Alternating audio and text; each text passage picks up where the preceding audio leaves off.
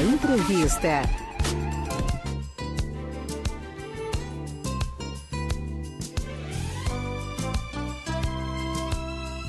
No mês de abril, o movimento Abril Verde reforça a importância da prevenção de acidentes e doenças relacionadas ao trabalho, conscientizando empregadores, trabalhadores e a sociedade sobre a segurança no ambiente laboral, né? E como amanhã já é 1º, né, de abril, já vamos aproveitar, né, para falar sobre a importância da prevenção, os desafios enfrentados na Justiça do Trabalho e as responsabilidades de empresas e trabalhadores na promoção da segurança no ambiente laboral. Para falar sobre esse assunto, estamos recebendo o excelentíssimo juiz do trabalho, doutor Ney Rocha. Ele é titular da 1ª Vara do Trabalho de Boa Vista. Uma alegria recebê-lo aqui na Rádio Monte Roraima FM, especialmente no Manhã Viva. Muito obrigado, Rejane, muito obrigado pelo convite. Nós da Justiça do Trabalho nos sentimos muito honrados, especialmente por tratar desse tema. Exatamente. Seja muito bem-vindo e agradecemos desde já a participação. Doutor, já estamos iniciando, mês que vem, né, que amanhã já inicia, né, o Abril Verde, né, como falamos da importância, né, sobre a segurança no ambiente laboral. Eu já quero começar perguntando ao senhor sobre a realidade do estado de Roraima e também do Brasil com relação à prevalência, né, de acidentes de trabalho, né? Qual é a realidade hoje do Brasil e de Roraima? Muito bem. É uma triste realidade porque nós vemos os números de notificações de acidente do trabalho a cada ano aumentando. Isso é consequência de uma política interna nas empresas e também, talvez, do poder público também, de pouca divulgação das medidas de prevenção. Então, a ideia do mês de abril, do Abril Verde, é exatamente estabelecer uma política de conscientização, né, e de informação sobre os riscos e a necessidade de ter políticas internas de segurança no ambiente de trabalho. Exatamente. E aí, esses dados, eu queria ter algum dado assim específico sobre o estado de Roraima, qual é a realidade com relação ao nosso estado, doutor? Muito bem, no ano de 2023 nós tínhamos quase 1.000 casos e o que se espera agora, o que se vislumbra é que esses números aumentam a cada ano e nós já devemos estar passando de 1.000 casos na próxima apuração que se vai fazer. Então, essa é uma preocupação que decorre porque nós sabemos que existe muita subnotificação. Então, esse é um número apenas conferido, apurado, mas nós sabemos que o número de acidentes é cada vez maior e nós temos esse reflexo, principalmente dentro da Justiça do Trabalho, quando nós percebemos que o número de processos aumentou tratando dessa temática de acidente do trabalho. Agora, quais são as principais causas aí de acidentes e doenças relacionadas aí ao trabalho que chegam até a Justiça do Trabalho? Muito bem, chegam basicamente 2 tipos. Os acidentes em si, que são aqueles acidentes com alguma fatalidade, perda de membros, e nós temos também os acidentes de trabalho que decorrem de doenças ocupacionais. Esses são os mais subnotificados, porque nós temos hoje uma crescente de doenças ocupacionais relacionadas à saúde mental.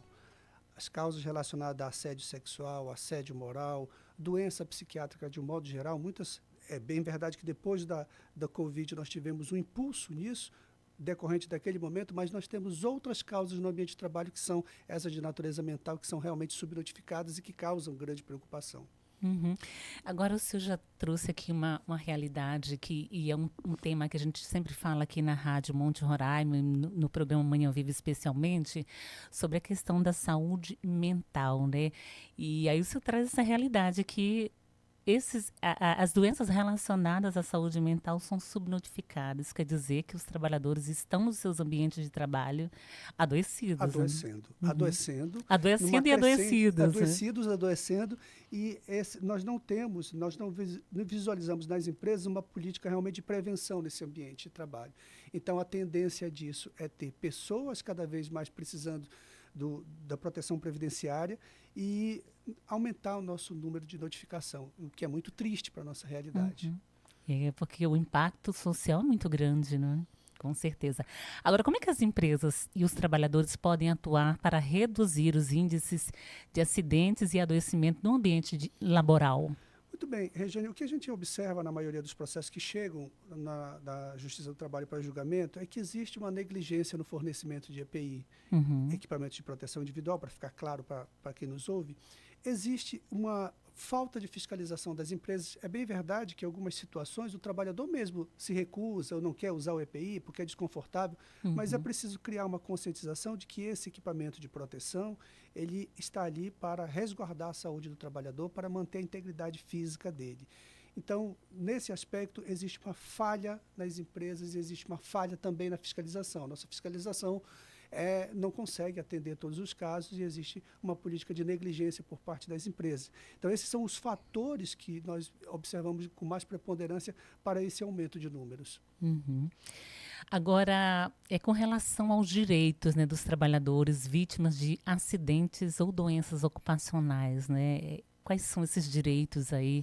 Será se nós temos consciência do que é direito, do que é dever do trabalhador também? É uma boa pergunta essa, porque cada vez mais nós buscamos essencialmente proteger o trabalhador. Naquilo que não é possível, as medidas de proteção, resguardar o ambiente, a empresa fornecer equipamento de proteção adequado, aquilo que não é possível vai desaguar numa indenização, muito possivelmente numa indenização.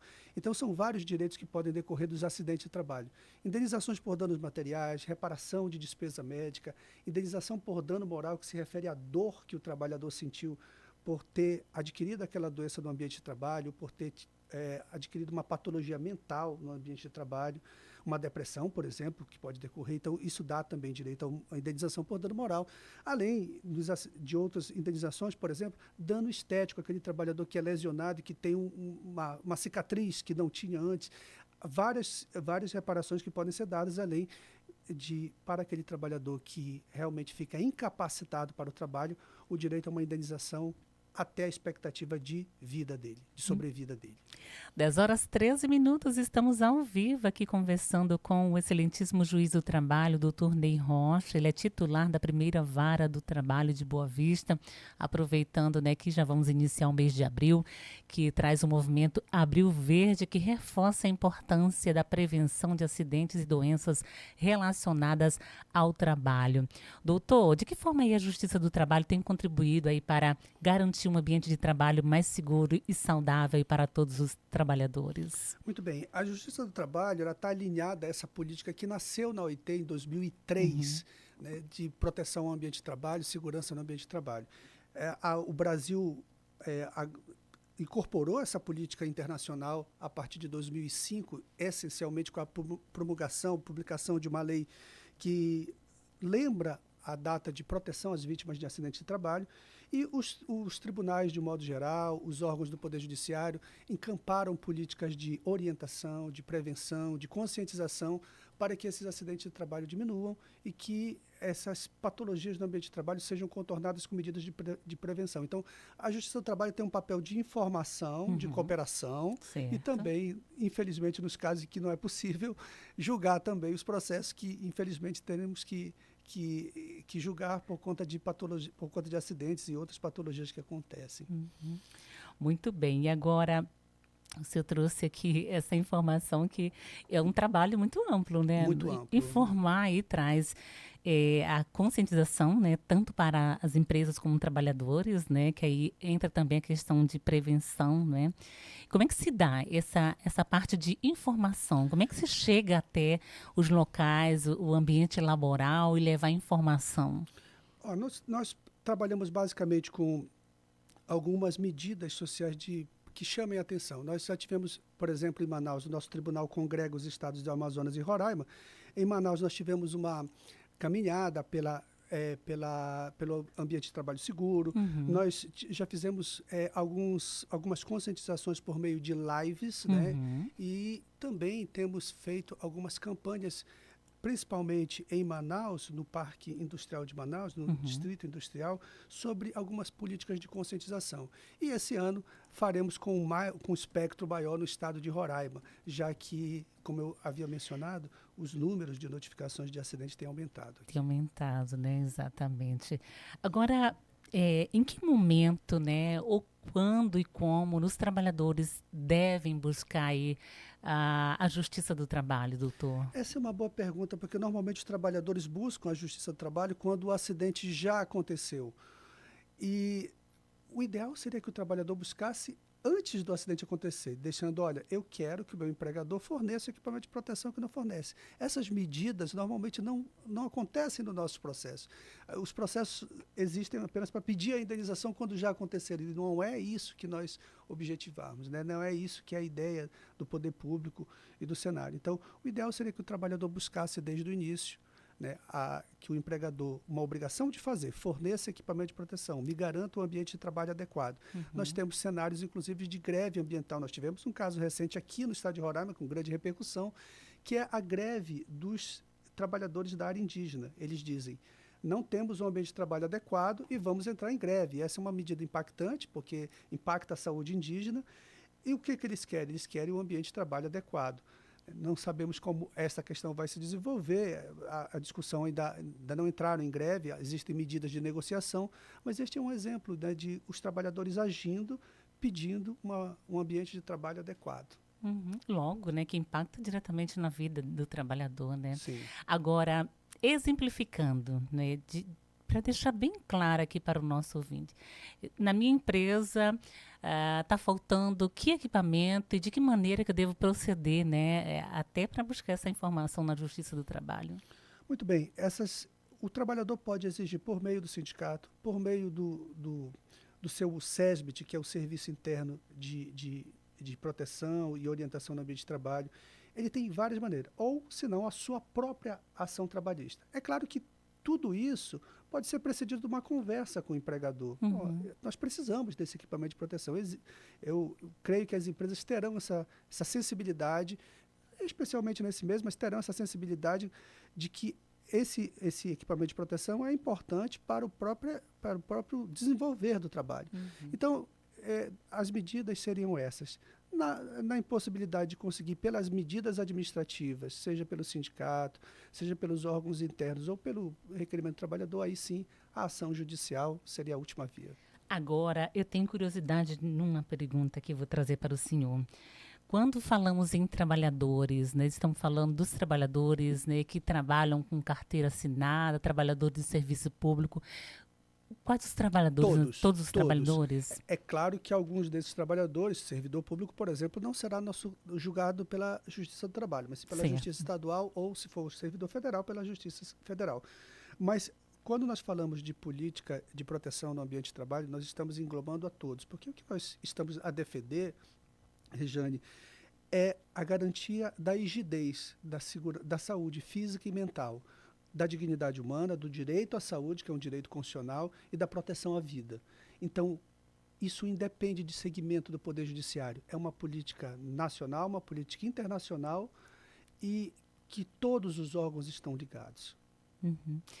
Agora, para finalizar aqui nossa conversa, né, doutor? Agora são 10h19. Geralmente, né, a gente passa aqui nas obras na cidade, a gente confere alguns trabalhadores, às vezes, em ambientes, locais bem altos, sem nenhum equipamento de proteção, né? Isso causa já uma preocupação em mim, que sou, né, leiga, né, no assunto.